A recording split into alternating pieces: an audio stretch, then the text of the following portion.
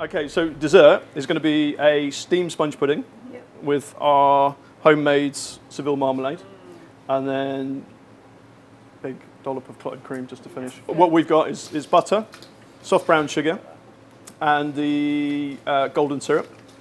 So that's going to come together as creamed. Then what we'll add to that is the self-raising flour, a teaspoon of baking powder. And then you can do it two ways. So we can either do just the pudding on its own and steam them, so you steam them for an hour, or we can actually pop some marmalade in the bottom and everything, which will help sort of soak into the sponge. And like I say, then you need that clotted cream to sort of balance it all out.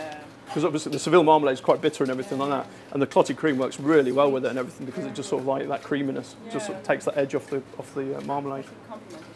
They do. Oh, absolutely. That's definitely what sort of Rodda's clotted cream was made for.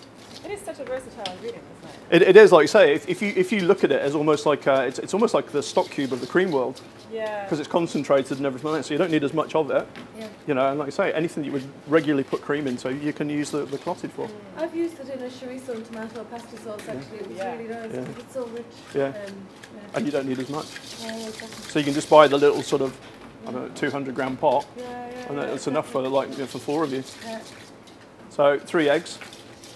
It's a very simple recipe. So it's like 175 grams self-raising, 175 grams of the butter, 175 grams of the sugar, 3 eggs, a couple of tablespoons of golden syrup.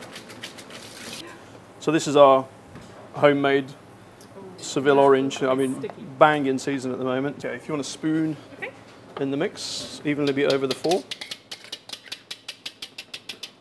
And as well, it's so important to have a big whisk. Yeah, the balloon whisk. You can't really get much done. Yeah, you need a good old balloon whisk. Yeah, absolutely. So this will make 4 of the larger ones, but it'll make 6 smaller ones. So we pop the lids on. So they go into the oven for an hour, and then they're ready to go. Fab, super. So we've got a lovely steamed sponge pudding that we made earlier. We've dropped in the marmalade actually in the bottom. What I'm going to do is pop the cream on top. Look at that. Delicious. And the crust. Yeah, the crust is that's the best bit, isn't it? It is, yeah. It is that sort of crossover between butter and cream, isn't it? It's just there, isn't it? Yeah. And then a little bit more of the... Wow. I'm going to photograph this one. It's too delicious. Wow. Yeah, really nice. The flavours all complement each other. Cream and the bitter marmalade. Well, yeah, you've got the bitter marmalade, haven't you? And that cream just rounds it off, doesn't it? Clotted cream's just such a perfect, Yeah, because if you just had it on its own. It's like basil and tomato sort of thing, isn't it? Just works.